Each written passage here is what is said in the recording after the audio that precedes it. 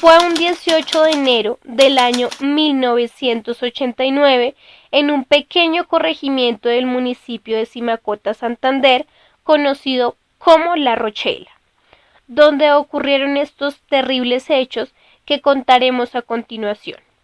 Más de 30 años después de lo acontecido, aún no se encuentran culpables. Las víctimas y sus familiares siguen en busca de la verdad, esperando hallar a quienes orquestaron la masacre y hacerlos pagar por este infame acontecimiento. Es necesario recordar que para la época operaba en la región una asociación para delinquir compuesta por los narcotraficantes Gonzalo Rodríguez Gacha y Pablo Escobar, los paramilitares del Magdalena Medio Macetos, al mando del paramilitar Henry Pérez, así como con la Asociación de Ganaderos del Magdalena Medio, miembros de la policía, la Quinta Brigada al mando de Alfonso Vaca Perilla y la 14ª Brigada al mando de Juan Salcedo Lora. Faruk Yanin Díaz, comandante de la Segunda División del Ejército, para asesinar a integrantes del partido Unión Patriótica, el Partido Comunista y toda forma organizativa de la región, incluyendo a los 19 comerciantes asesinados por no pagar impuestos al paramilitarismo. Extra. Un boletín extraordinario de última hora. General, muy buenas tardes. ¿Qué información tiene usted sobre los hechos de Barranca Bermeja? Bueno, sobre los hechos de Puerto Nuevo y La Rochela, más o menos cerca del campo 23. La información inicial es que un equipo del Cuerpo Técnico de Policía Judicial fue atacado, presumiblemente por el 23 frente a la FARC, hoy a las 11:30. Este cuerpo técnico estaba compuesto por 2 jueces, 2 secretarias, 2 conductores y 9 detectives. Miércoles 11 de la mañana. Estaba tan caliente el clima que nadie se atrevía a salir al sol en medio de la diligencia que adelantaba un grupo de 15 trabajadores judiciales, la mayoría de ellos del municipio de San Gil. Los trabajadores fueron interrumpidos por un grupo de hombres armados que les instó a ser trasladados a otro lugar, con la excusa de no poder garantizarles allí su seguridad. Cuentan hoy en La Rochela que todos en la vereda sabían que eran paramilitares, incluso algunos rumoraban que algo muy malo iba a pasar. Esos hombres, que se hicieron pasar como guerrilleros, les ordenaron desarmarse y luego, ante la impotencia de todos, los metieron en 2 carros y los condujeron con las manos amarradas. Esos hombres, con fusil, amarraron a la ley porque ellos eran la ley.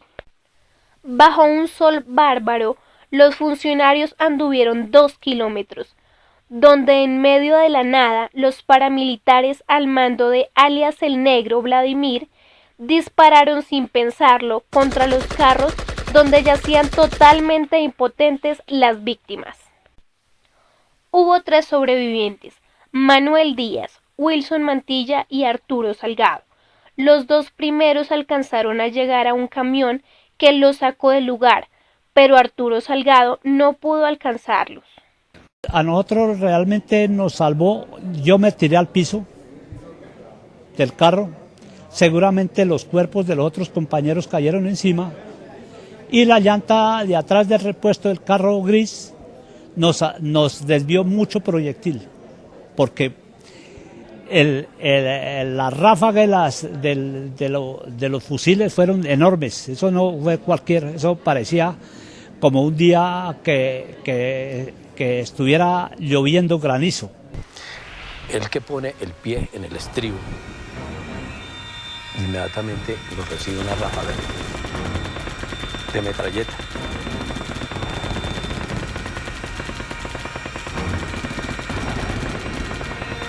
Y ahí comenzó la cantidad de balas que nunca jamás en mi vida yo le conocía en lo más mínimo. silbido, el sonido de cada uno de los proyectiles. Cómo pasaban la cantidad. Para mí fueron horas. Entonces, unos disparaban a unos 10 metros del carro. Y lo propio hicieron con el otro vehículo. Entonces, más o menos entre algunos de los recuerdos por allá, de lo que pudo uno medio observar en cuestión de segundos cuando yo me boto al piso, seguramente como algunos 10 tipos en fila disparando y otros 10 disparando al otro carro, como a 10 metros.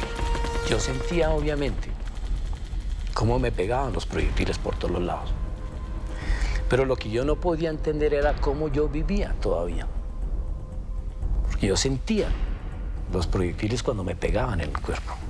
Ninguno de los compañeros gritó, no nos maten. Nadie, absolutamente nadie. Todo el mundo lo que se oía en ese momento eran como quejidos cuando los impactaban los proyectiles, etc.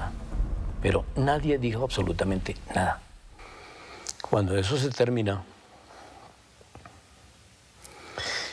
ni yo mismo lo podía creer, ¿no? Dije, ya se acabó. Entre enero de 1989 y noviembre de 1990 se desarrollaron las investigaciones por la masacre de La Rochela, que culminaron con una sentencia en la que se estableció la responsabilidad de 10 paramilitares y 2 agentes estatales, que fueron condenados a penas menores. El fallo de segunda instancia redujo la condena de los agentes estatales, desde entonces prófugos de la justicia, y anuló la sentencia respecto de 3 paramilitares.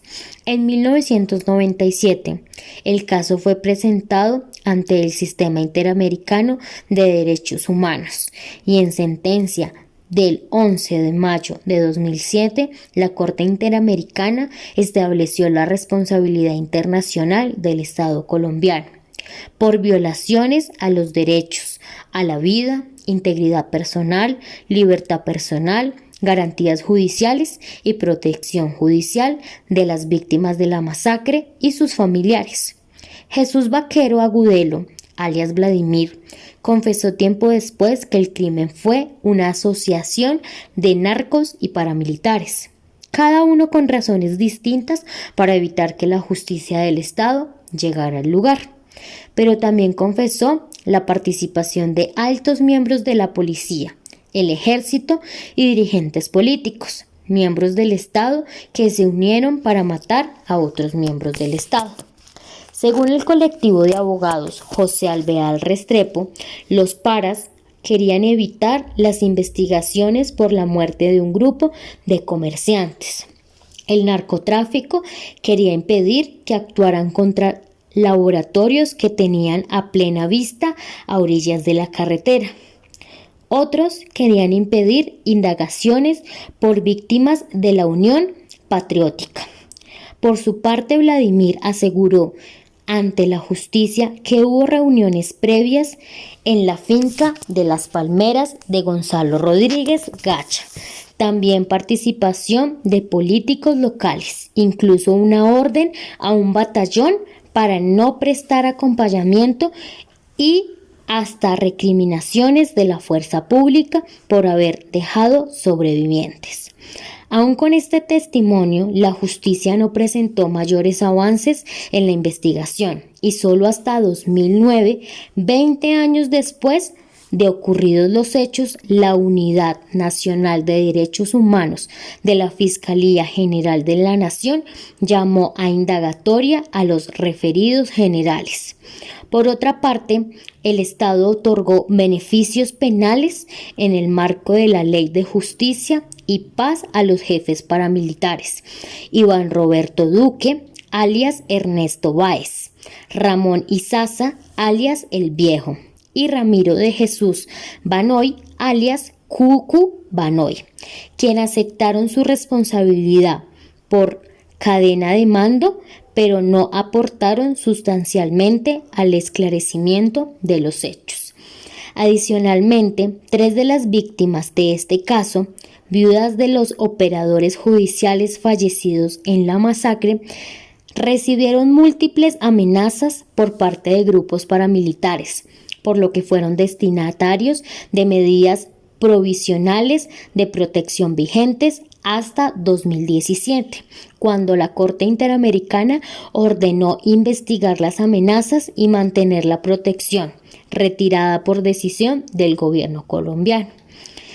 El difunto general del ejército Farouk Yanine Díaz fue procesado por estos hechos, pero su supuesta participación no contó con un fallo de fondo. Aunque la confesión de Vladimir le sirvió a la Corte Interamericana de Derechos Humanos para condenar al país tras 30 años de la matanza, no se conocen los determinadores que desde el Estado planearon el asesinato.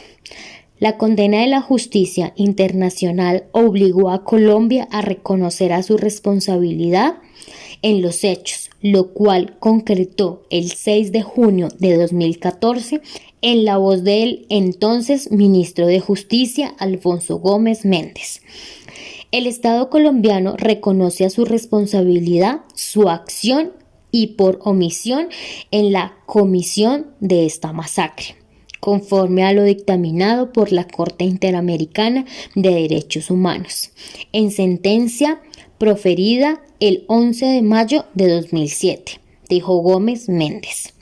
Si bien existen avances en relación la sentencia de la Corte en medidas como indemnización, instalación de placas conmemorativas y la creación de un documental y una publicación en donde se relatan los hechos del caso, los derechos de las víctimas se siguen viendo limitados por el desarrollo de las investigaciones, lo que sumado a la falta de voluntad y de mecanismos del Estado para cumplir a cabalidad con la sentencia y ponen unas cargas más sobre los familiares y han convertido el caso de La Rochela en un paradigma de la impunidad que ha reinado en el apartado de justicia en relaciones con graves crímenes que involucran a agentes estatales.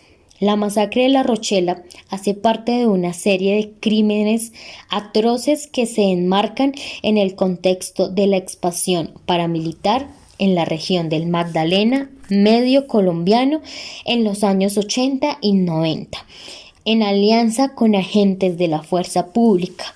La verdad y la justicia en este caso son fundamentales para que hechos como estos jamás se repitan. Por esta razón, las familias de las víctimas también esperan que el sistema integral de verdad, justicia, reparación y garantías de no repetición creado a partir del Acuerdo Final de Paz y en particular la Jurisdicción Especial para la Paz, JEF, también sea un escenario para reconocer la verdad y avanzar en los derechos de las víctimas. A partir del análisis del informe elaborado por el Centro Nacional de Memoria Histórica y entregado a este tribunal en mayo pasado. La masacre de La Rochela es una expresión palmaria de los riesgos y de los impactos que la confrontación armada desencadena en todo el apartado judicial. En el escenario bélico, la justicia es recurso de poder y por lo tanto se convierte en blanco de acción punitiva o al menos objetivo de disputa.